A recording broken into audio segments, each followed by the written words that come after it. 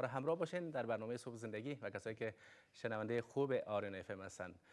و در بخش فکر نو هستیم، مهمان خیلی گرامی هم در این بخش داریم. ما را همراه باشین.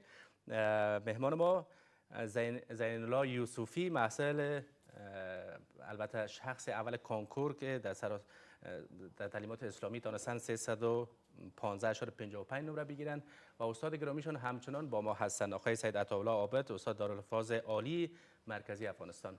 این بخش با ما همراه باشین کسایی که شنونده آریون اف ام هستند. بخصوص بازم وقت شما، لحظات شما بخیر باشه.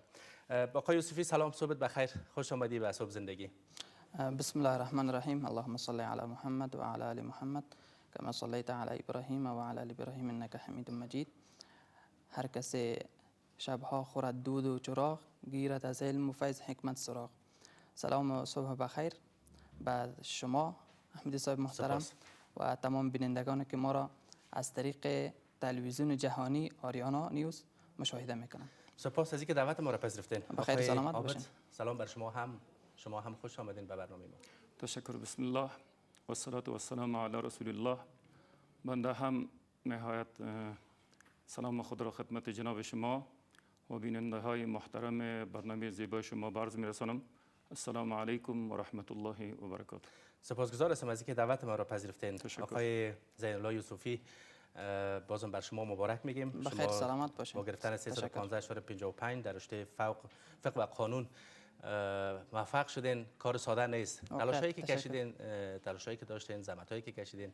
به این مورد بگین که استادا چقدر نقش داشت، خانواده چقدر نقش داشت و به این آرزویی که شما رسیدین چقدر فعلا خرسند هستین.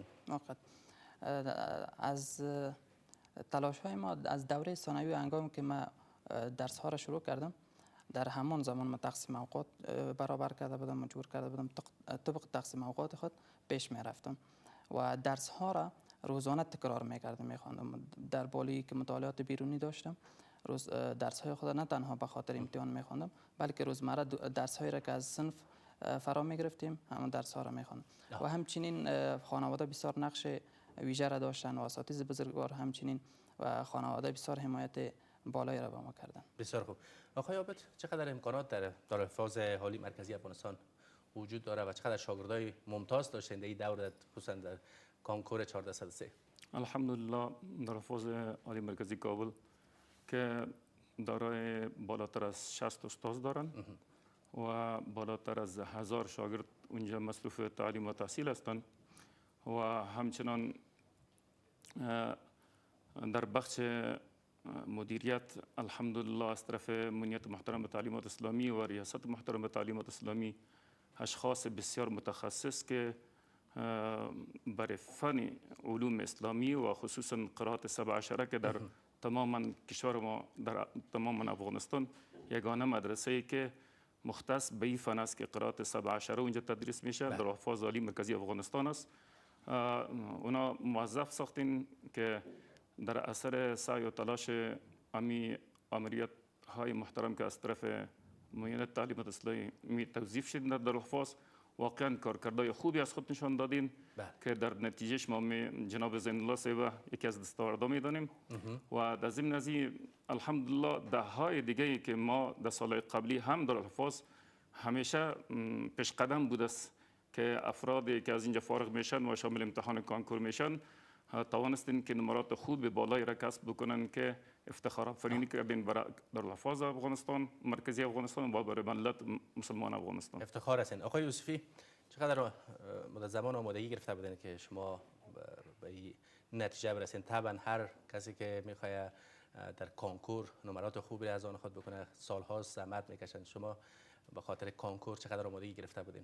قبلا هم ذکر کردم که ما درس ها رو روزانه همچنین تکرار میکنم. در پالی هنگامی که صنف 11 بدم علوم قرآنی را در مدرسه جوانان مومن، یعنی آماده کانکور مدارس را در اونجا فرا گرفته بودم. یعنی مدت 1.5 سال الی 2 سال ما آماده کانکور در بخش مدارس خوانده بودم. کلا در بخش علوم اسلامی و قرآنی شما آمادگی داشتید؟ و همچنین آماده کانکور در ولایت کندز در بخش علوم عصری، یعنی فیزیک، علوم تجربی و همچنین علوم در کندز فرا گرفته بودم. جدا از اینکه شما در ولایت زیبای کندز از ولایت کندز هستین، در کابل زندگی میکنین چی شد که رشته رو انتخاب بکنین؟